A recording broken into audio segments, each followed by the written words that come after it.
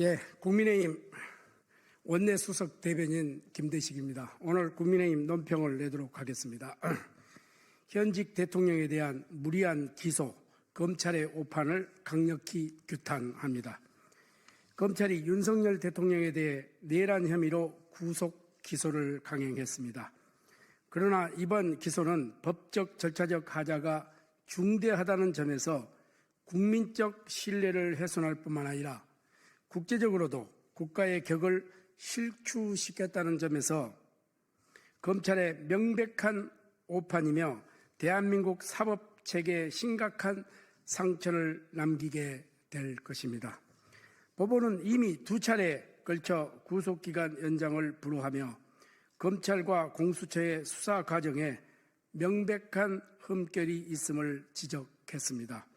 특히 공수처는 내란죄 수사 권한조차 없으면서도 위법한 체포와 부실 수사를 강행했고 검찰은 이러한 부실한 수사 기록에 근거해 기소를 진행했습니다. 이것은 대한민국 형사사법 체계가 무너지고 있음을 보여주는 단적인 사례입니다. 현직 대통령에 대한 수사는 절차적 완결성과 법적 정당성이 무엇보다 중요합니다. 이번 기소는 대면 조사라는 검찰 스스로도 요청한 최소한의 보안 수사조차 이루어지지 않은 상태에서 강행되었습니다. 검찰은 답하십시오. 재판 과정에서 자칫 부실 기소라는 이유로 공소가 기각이라도 될 경우 누가 책임질 것입니까? 검찰이 스스로를 법과 원칙의 수호자로 여긴다면 지금과 같은 무리한 기소 강행이 어떤 파장을 가져올지 깊이 고민했어야 했습니다. 부실한 증거와 불완전한 수사에 근거한 기소는 사법 정의를 구현하기는커녕 국민적 갈등과 국론 분열을 부추기는 결과를 낳을 뿐입니다. 공수처의 불법적 체포와 부실 수사가 이번 사태를 초래한 근본 원인임을 자명합니다.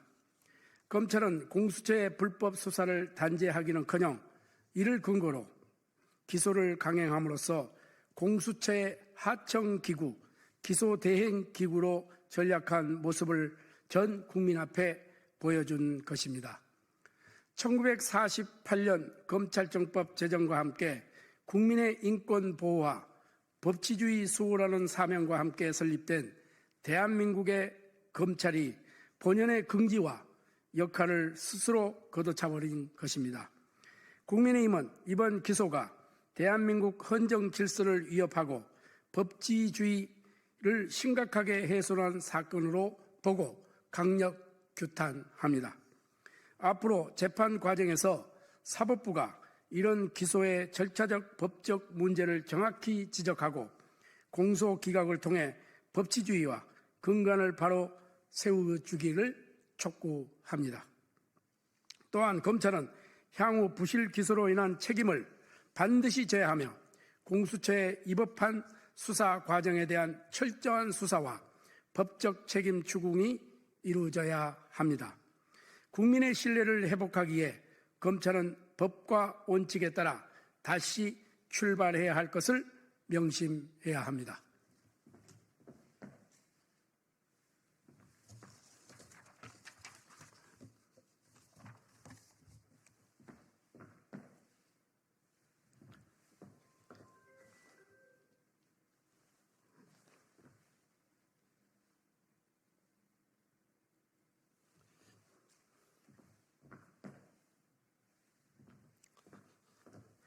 국민의힘 김대식 원내수석 대변인입니다.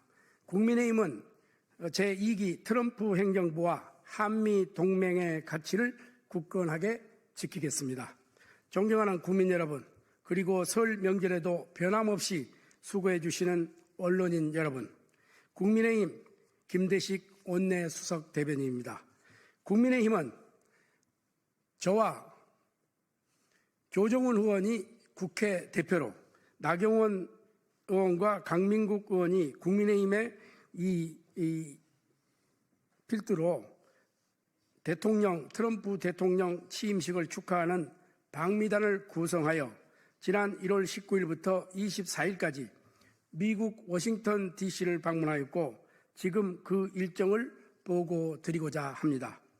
이번 방미 일정은 제47대 트럼프 대통령 취임식 참석과 한미 동맹 강화를 위한 주요 인사의 만남 및 논의를 중심으로 진행되었습니다.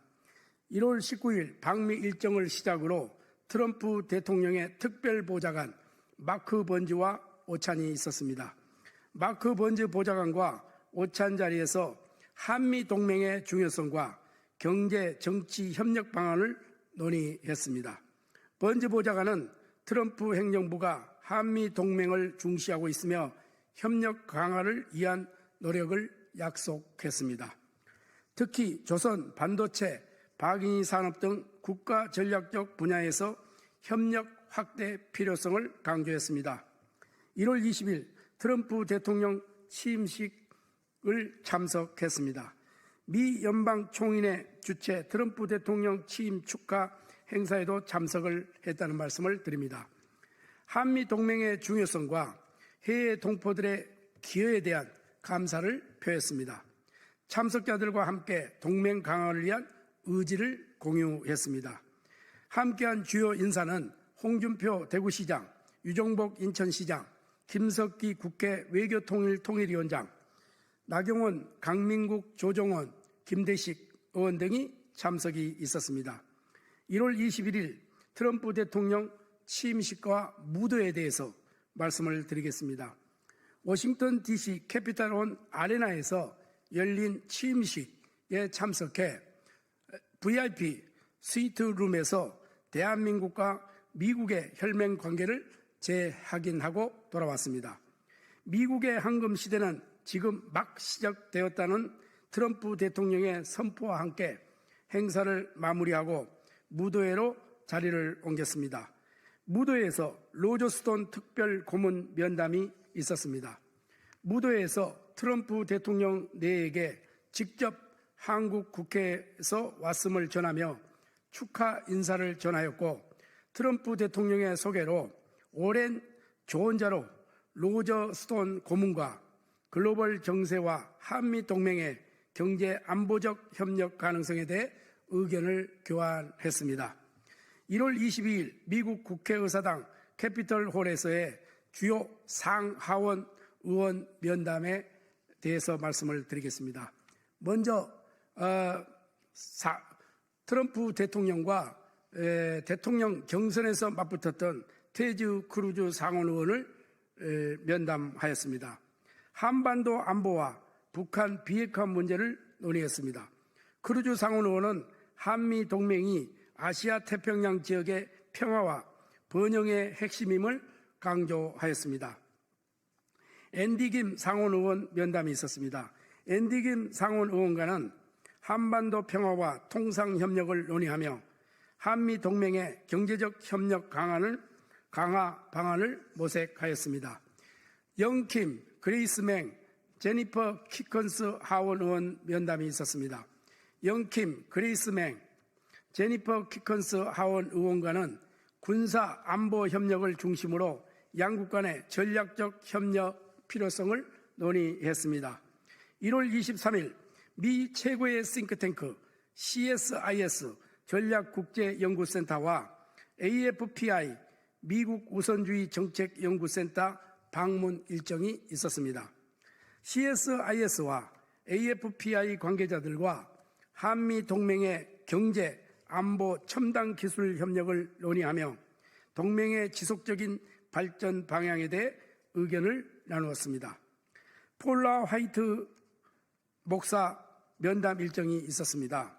트럼프 대통령의 종교 자문이자 영적 멘토로서 활동 중인 폴라 화이트 목사님을 만나 한미 양국의 우호 관계와 평화를 위한 대화를 나누었습니다. 목사님은 1기 트럼프 행정부 동안 영적 지도자로서 활동해 오신 바 있습니다. 향후 2기 행정부 동안에도 트럼프 대통령의 영적 지도자로서 한미 관계의 발전을 위해 하겠다는 뜻을 밝혔으며 대한민국과 미국이 함께 만들어갈 평화와 번영의 미래를 응원해 주셨습니다. 주미 한국대사관 관저 만찬이 있었습니다. 조현동 주미 한국대사 초청으로 만찬을 가지며 트럼프 행정부 2기 통상정책의 변화와 한국 정체에 미칠 영향을 논의하였다는 말씀을 드립니다. 1월 24일 방미 일정 마무리로서 테드 크루즈 상원 의원을 재면담 일정이 있었습니다. 초대해준 테드 크루즈 상원 의원을 다시 만나 한반도 정세와 한미 동맹의 중요성을 재차 논의했습니다. 크루즈 의원과는 한미 동맹이 이러한 위협에 효과적으로 대응하기에 더욱 긴밀히 협력해야 한다는 점에 공감했습니다. 트럼프 2기 행정부와 협력하여 북한의 비핵화를 실현하기에 국제사회의 공조를 더욱 강화하도록 하겠습니다. 존 볼턴 전 국가안보보좌관과 회담 일정이 있었습니다. 볼턴 전 보좌관은 한반도 안보와 북한 비핵화를 문제를 중심으로 심도 깊은 논의를 진행했다는 말씀을 드립니다. 볼턴 전 보좌관은 한미 동맹이 북한의 비핵화를 촉진하는 데 핵심적 역할을 한다는 점을 강조했습니다. 그리고 한미 동맹 공조를 위해 트럼프 2기 행정부와 어떻게 소통해야 하는지를 자문해 주셨습니다. 이번 방미 일정은 한미 동맹의 굳건함을 확인하고 경제 안보 협력의 구체적인 방안을 논의하는 의미 있는 시간이었습니다. 한미 동맹은 대한민국의 안보와 번영을 지탱하는 핵심 축입니다. 앞으로도 대한민국의 국익을 최우선으로 하여 국민의 기대에 부응하고 한미 동맹이 양국 국민에게 더 큰 희망과 번영을 선사할 수 있도록 최선을 다하겠습니다. 감사합니다.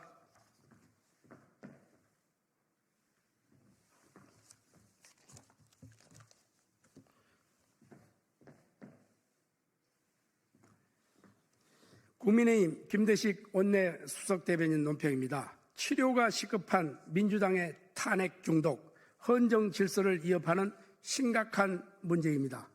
이진숙 방송통신위원장을 대상으로 한 탄핵 소추안이 지난 23일 헌법재판소에서 기각되었음에도 불구하고 더불어민주당은 오히려 헌재의 결정을 비난하며 무책임한 태도를 보이고 있습니다. 이는 헌정 질서를 지켜야 할 국회의 역할을 스스로 훼손한 행위이며 국민의 신뢰를 저버리는 무책임한 정치적 행동입니다. 민주당은 윤석열 정부 출범 이후 무려 29건의 탄핵 소추안을 발의했으며 세계적으로도 유례없는 사례로 남을 것입니다. 민주당은 탄핵 소추안 발의 횟수로 기네스 세계 기록을 갱신하려고 작정한 것입니까? 헌법재판소는 지금까지 4건의 심판 결과를 모두 기각했습니다. 민주당의 탄핵 소추가 헌법이 명시한 중대한 위헌 입법 행위 요건을 충족하지 못한 정략적 시도라고 평가한 것입니다. 국회의 권위를 스스로 실추시키고 탄핵이라는 헌법적 권한을 정치적 도구로 전략시킨 무책임한 형태에 대해 민주당은 당장 국민 앞에 사과부터 해야 합니다. 헌법과 법률은 공직자의 탄핵 요건을 엄격히 제한하고 있습니다. 탄핵은 국가적 사안을 해결하기 위한 중대한 절차로 사소한 정쟁의 도구로 사용해서는 안 됩니다. 그러나 민주당은 공직자에 대한 탄핵 소추를 장관이 야당 대표를 노려보았다는 이유로 발의하는 등 정치적 수단으로 남발하며 정부의 의사결정 체계와 국정 운영을 마비시키고 있습니다. 헌법 정신을 훼손하는 명백한 반민주적 행위입니다. 특히 민주당은 이진숙 방송통신위원장 취임 이틀 만에 탄핵 소추를 강행하고 방송통신의 업무를 174일 동안 마비시켰습니다. 헌법재판소의 기각 결정으로 그 부당함이 명확히 드러났음에도 민주당은 최소한의 사과조차 하지 않는 채 추가 탄핵 소추를 검토하고 있습니다. 헌법적 질서와 국민적 신뢰를 저버리는 심각한 행위로 국회 본연의 역할을 방기하는 것입니다. 형법은 사실이 아닌 일을 거짓으로 꾸며 처벌이나 징계를 받게 할 목적으로 고소 고발하는 행위를 무고죄로 규정하고 있습니다. 법조계에서도 민주당의 정략적 탄핵 남발이 면책 특권이 없다면 무고죄에 해당할 수 있다는 지적이 제기되고 있습니다. 민주당이 얼마나 헌법적 가치를 무시하고 있는지를 단적으로 보여주는 사례입니다. 민주당은 대답하십시오. 도대체 이러는 이유가 무엇입니까? 무엇 때문에 누구를 위해 정치를 하는 것입니까? 탄핵하려고 정치를 하는 것입니까? 정략적 탄핵 시도를 지금 당장 중단하고 국가와 국민을 위한 책임 있는 정치를 실천할 것을 국가와 국민 앞에 엄숙히 다짐하십시오. 국민의힘은 민주당의 무책임한 탄핵 남용이 헌정 질서를 위협하고 국민의 신뢰를 저버리는 행위를 강력히 규탄합니다.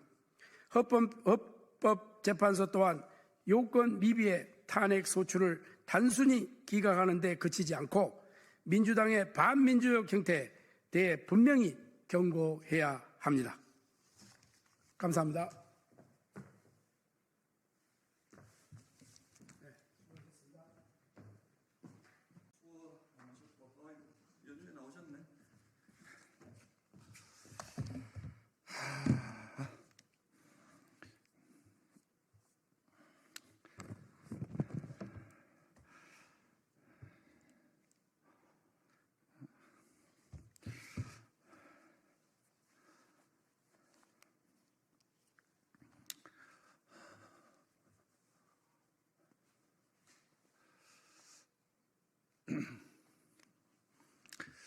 윤석열 대통령 구속 기소와 관련해서 국민의힘 신동욱 수석 대변인입니다. 몇 가지 저희 입장을 말씀을 드리겠습니다. 어제 검찰이 윤석열 대통령에 대해서 구속 기소를 결정했습니다. 윤 대통령 비상계엄 선포에 대해서는 훗날 역사가 종합적으로 평가할 것입니다. 다만 이와는 별개로 현행 제도하에서 법적, 정치적 책임을 묻는 절차는 진행 중입니다. 그런데 최근 이 제도적 절차가 고장난 것 아닌가 의문을 가지는 국민들이 늘고 있습니다. 민주주의는 결과도 중요하지만 그 결과에 이르는 절차를 더 소중하게 생각하는 시스템입니다. 지금 국민들은 민주당이 자기들에게 미운 틀이 박힌 대통령을 쫓아내기 위해서 또는 많은 법적 문제를 가지고 있는 자신들의 정치적 리더를 대통령으로 만들기 위해서 이 민주적 절차를 무시하고 있는 것 아니냐는 의구심을 가지고 있습니다.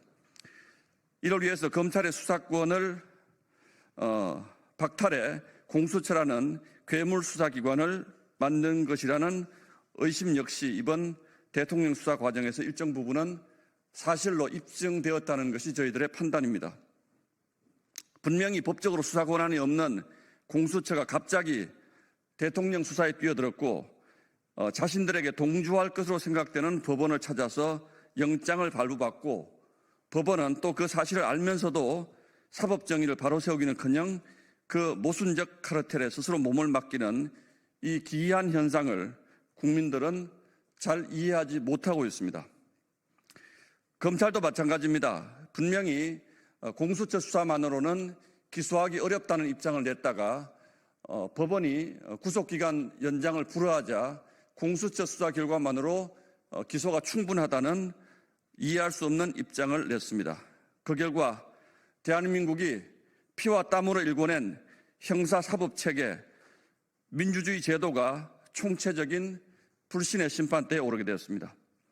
이 잘못 끼워진 첫 단추를 바로잡지 않는 이상 대한민국 사법부의 판단이 앞으로 국민들의 설득을 해내지 못할 것이라고 생각합니다. 민주당 역시 마찬가지입니다. 국민들이 170석 넘는 거대 의석을 밀어줬음에도 불구하고 그동안 어떤 국민적 여망에 부응할 수 있는 어떤 정치적 행동도 보여주지 못했습니다. 오로지 탄핵, 그리고 특검만을 내세우면서 우리 국민들을 끝없는 분란과 분열로 내몰았습니다.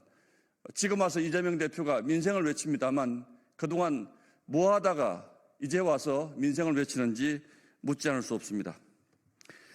민주당은 앞으로 나올 피고인 이재명 재판에서 유죄가 나올 경우에 똑같은 논리로 사법부를 비판할 것입니다.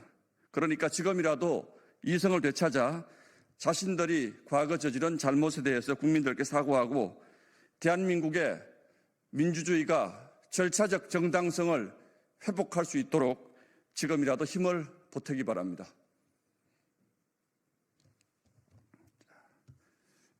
요거는 이상입니다. 자, 수고들 하셨습니다. 문서는